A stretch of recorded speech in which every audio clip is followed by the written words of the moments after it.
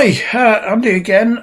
Quick video just highlighting a handful of records I bought this morning. Not new ones, these are ones which have been on my list for a little while. And while I think about it, if you like this video, please remember to click on it, on the like, and if you haven't subscribed, please do. Anyway, so this morning I had occasion to visit Reading, which is not far away, half an hour away from where I live, and there's a decent record store there.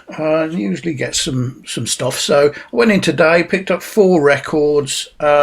None of these were what I would call super bargains, but they were decent albums at a decent price. So it's sort of roughly what you'd expect, to be honest, but they look nice ones. 3 of them were on my list of ones to keep an eye open for, so I'm quite pleased to get that. And there was one completely random one, which I'm quite interested to listen to. So here we go. 4 albums. They on average, the 4 ended up costing 60 quid.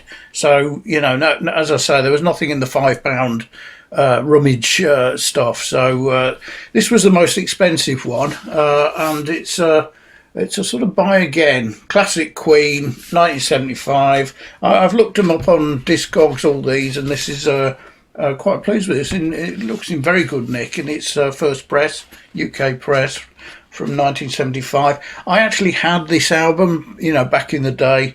And it's one of several albums which I left with my first wife when I left 20 years ago, just over.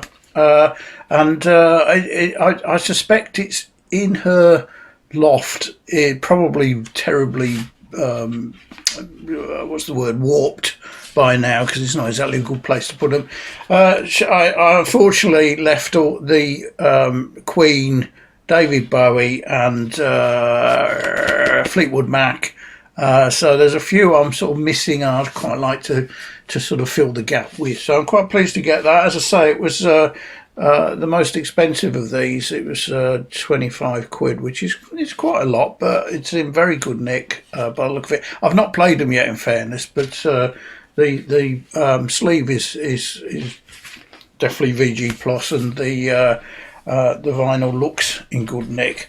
Another one, this actually has been quite high up on my list. It's one I've never actually heard, but I've wanted to get for a long time, and it's Stephen Stills Manassas.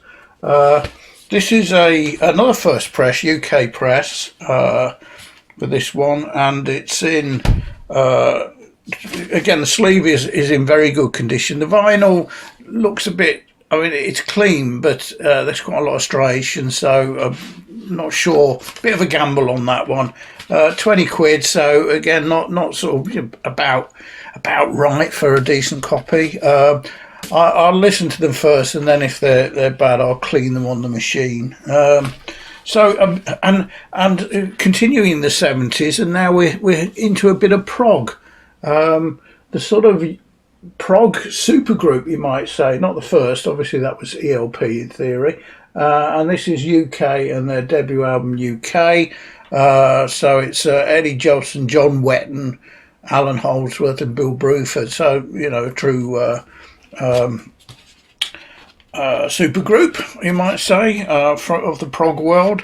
Ironically, this is actually a first US press, so, but it's at least goes back 15 quid. So again, about right, so not terrible. And then my completely random purchase was this compilation, Camel compilation. It's a double. The only Camel I've got is the Snowgrouse, and it's a great album, and I sort of just haven't got anything else, and I'd quite like it. A lot of the stuff comes up quite expensive. This was cheap. It was 8 quid, which was the discount, so you could say this. I got this one for free. So as I say, it's a double. It's mid-90s. I think it was 1985 this was released. Again, looks in reasonable nick, so quite pleased with that. So there you go. That's my my mini haul from today. Cheers, thanks for watching.